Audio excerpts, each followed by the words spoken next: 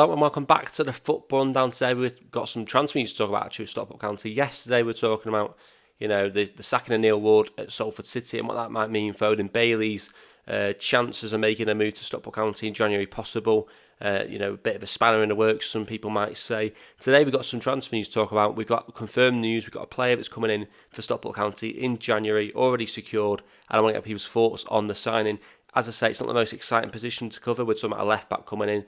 It's not a striker, it's not someone who's going to come in and score 15, 20 goals that's going to help us win the league, but it's a player that does add depth to an important position on the pitch. With left back, of course, with Ibal Toure expected or set to go to AFCON, so he's going to be a miss. So Stockport County have filled this position ahead of time, really, by announcing this decision to reach an agreement with Minnesota United to bring in a player that, as I say, will add good depth to Stockport County in that position. Stockport County can confirm it has agreed for the loan transfer of defender Ethan Bristow from MLS side Minnesota United.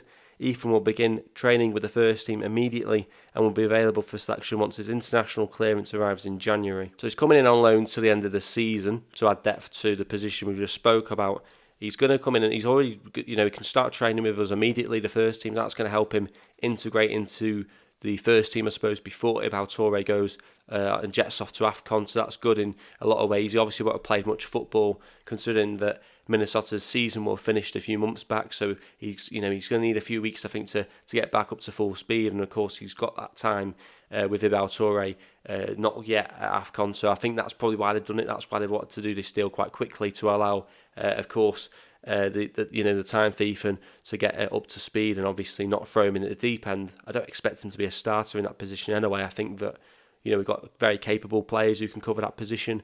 If need be. Obviously Ethan Pye is a player that's excelled at centre back this season, but again can play at left back. So I think that we've got two Ethans now who can play left back. Whilst Ibal Toure jets off to AFCON, we've got Ethan Pye, and of course we've got Ethan Bristow who can now come in and cover that position. Obviously, like I say, I expect that Ethan Pye will be the number one left back during that time, but Ethan Bristow may come in and surprise us all, and he's got the opportunity to try and get up to speed ahead of time, really, that may help him cement a spot in the first team potentially by the time Ibal Toure is off to AFCON. So we're talking about a left back here. We're talking about someone 22 years of age. He's got experience in the league before. He played last year at Tranmere Rovers. He's come through at Reading, so he knows English football relatively well. So he does have good experience. Obviously, he's a left back, 6'2", which I think is quite tall for a left back, really, for a full back. So he's obviously got a bit of height. Maybe be good from set pieces in terms of attacking him. Who knows? But he's someone who's going to come in and basically fill a position, add cover to a position which we have to have cover for. Obviously, like I say, it's not the most exciting position in the world. It's not like we're signing a top striker, but hopefully he'll play a part for us, and he could end up being important for us. So as I say, it's the first signing wrapped up for Stockport County really going into January. It's not the transfer news we were hoping for. I think some people were hoping we may have an announcement, an agreement reached with Salford for Odin Bailey. I think that's a little bit far off if it's going to happen, at all now with what's happened at Salford. And as I say, we spoke about it yesterday. If you haven't seen it, do go and check it out. But even maybe Louis Barry, I think some people were hoping there may be a development there. Personally, I can't see Stockport County reach an agreement with Aston Villa to sign Louis Barry, especially given the fact that he's injured at the moment. But I know that's what people would have wanted for Christmas. I just don't think we're gonna get that kind of news, especially not before the window's even open. But we have got today's news on a position, a player that's going to come in and cover a position for the next few weeks, the next few months for Stockport County. And as I say, it's not the most exciting one, but I suppose it is an important one. So just to get people's thoughts on this move. Maybe people have seen him play for Tranmere last season. Maybe even some people a little bit out there, maybe even seen him play for Minnesota United over the last few months. So just want to get people's thoughts on him. If you have seen him, do you think he's a good player to come in for Stockport County? And is it a player which may be exciting, because he has been exciting? He has been described as an exciting, a very attacking and dynamic player by the director of football, Simon Wilson. He also had some more comments to say actually before I jump on. He said it's a great opportunity for us both to look at each other in this initial term, which should be an exciting period. That sounds like there's potential for this deal to turn into a permanent, when he says about the fact that it gives us a great opportunity for us to look at each other initially.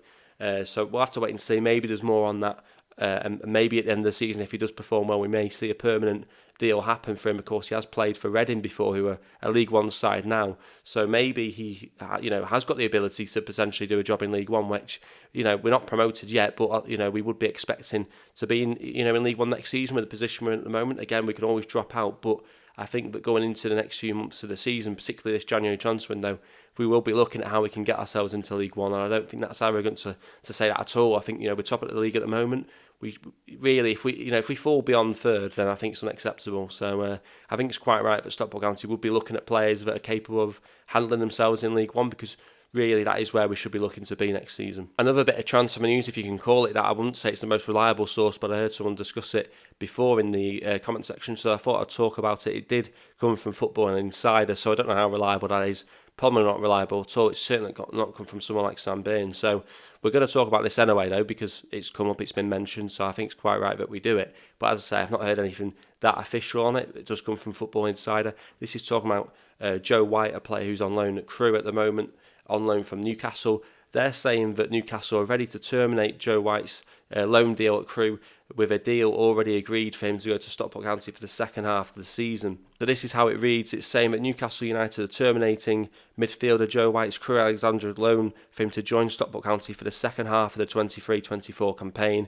Sources have told Football Insider. White, 21, joined Crewe on a 6-month loan deal in the summer transfer window, and the attacking midfielder has impressed for the Railway men. League Two leaders Stockport have moved to agree a deal with Newcastle to take White on loan for the rest of the second half of the season. He will link up with his new club as soon as the transfer window opens on the 1st of January. The midfielder has made 20 appearances for Crewe so far this season, notching 2 goals and 3 assists. White predominantly plays as a central midfielder, but can also play on both flanks and in a more advanced central role. So we're talking about a player here that can play attacking midfield, central midfield, even in the wide areas. Quite similar to Odin Bailey, I suppose, who can fill them kind of positions, especially at the wide areas and the attacking central areas.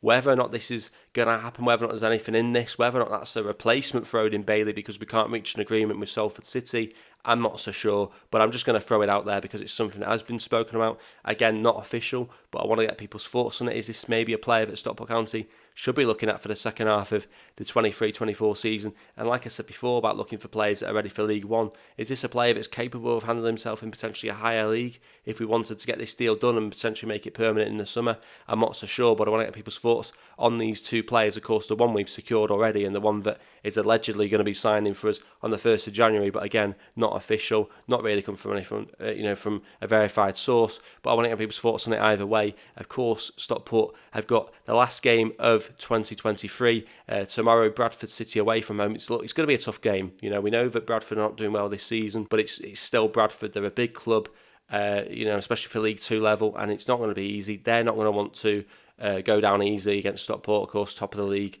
So it's not going to be an easy game. You have to go into it obviously expecting the win because we've shown this season we're by far better than them. But again, you never know in League Two. It's that kind of game which, if we're not careful, we could easily slip up. I hope that's not the case. I don't think it will be the case.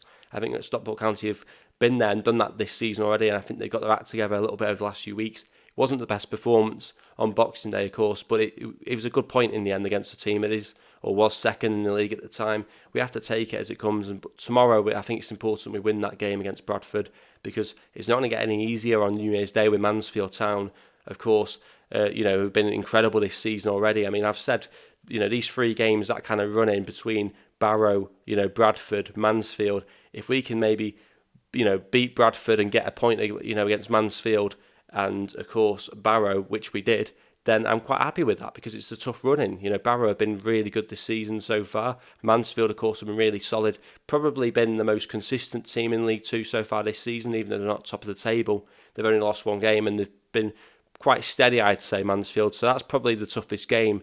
Barrow's probably a close second to that, and probably Wrexham's were, third, behind that. But like I say, Bradford tomorrow, it's going to be difficult. I expect to win, though. I don't think we can afford to drop points against Bradford, even though it will be a tough game. I do expect us to get the win, and hopefully we do. So I want to get people's thoughts on, of course, the signing that's coming in January, the alleged signing that's coming in January, and of course people's thoughts ahead of Bradford in what will be our last game of 2023. Let me know your thoughts in the comments below. Don't forget to like the video, subscribe, and as always, thanks for tuning in.